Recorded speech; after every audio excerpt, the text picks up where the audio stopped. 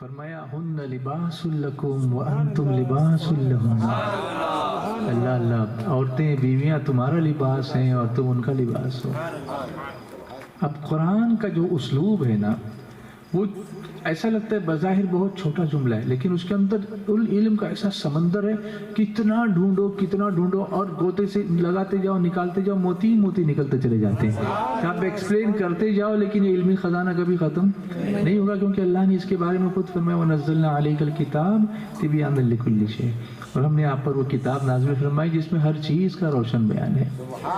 ہر چیز کو اللہ نے ایکسپلین کر دیا، ہم سمجھتے نہیں ہیں اس کو، اس لیے پرابلم میں آتے ہیں۔ لباس کیوں کہا؟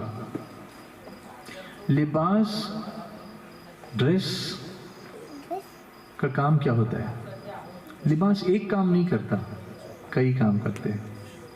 مثال کے طور پر لباس کا ایک کام ہے کہ وہ جسم کے عیب کو چھپاتا ہے۔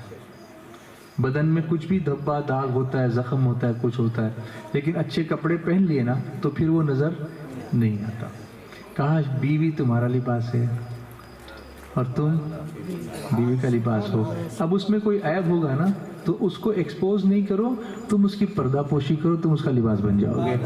تو میاں بیوی میں محبت اس طرح سے بڑھتی ہے، وہ باہر جا کے یہ نہیں بولتا میری بیوی ایسی ایسی خراب ہے، یا وہ جا کے اپنی سہیلیوں میں نہیں یہ بولتی ہے کہ میرا شوہر ایسا ایسا ہے، بلکہ ایک دوسرے کے عیب کو، برائی کو کیا کرتے ہیں؟ چھپاتے ہیں۔ اس لیے قرآن نے کہا کہ تم ایک دوسرے کا کیا ہو؟ لباس ہو۔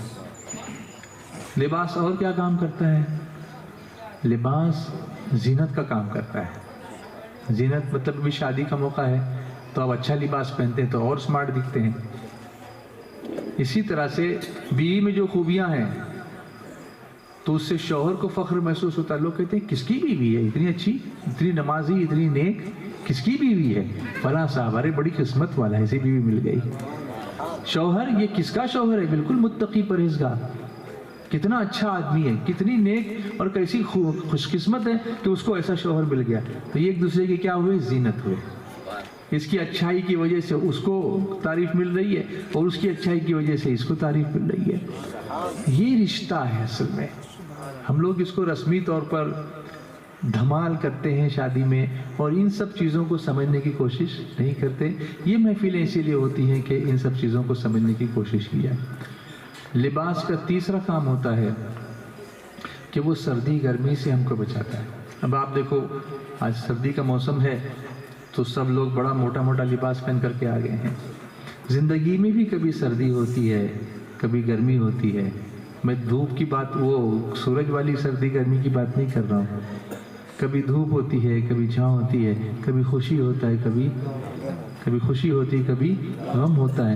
تو ایسے میں ایک دوسرے کا لباس بننا ہے۔ غم بھی ہوگا نا تو بیوی کہے گی تم جیسے بھی ہو میں تمہارے ساتھ ہوں۔ یہ لباس ہمارا ساتھ تو نہیں چھوڑتا نا، سردی کے موسم میں کہتا ہے میں نہیں آنے والا تمہارے ساتھ، ایسا تو نہیں کرتا۔ گرمی کے موسم میں بھی ہم پتلا لباس پہنیں گے لیکن پہنیں گے ضرور، وہ ساتھ تو نہیں چھوڑے گا۔ جتنا بدن چھپانا ہے ہم کو چھپانا ہی ہے۔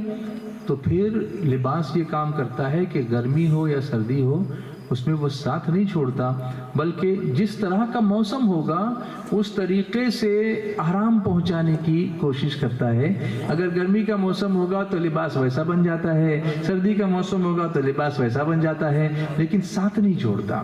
تو میاں بیوی بھی ایک دوسرے کے لیے ایسے ہی لباس ہوتے ہیں۔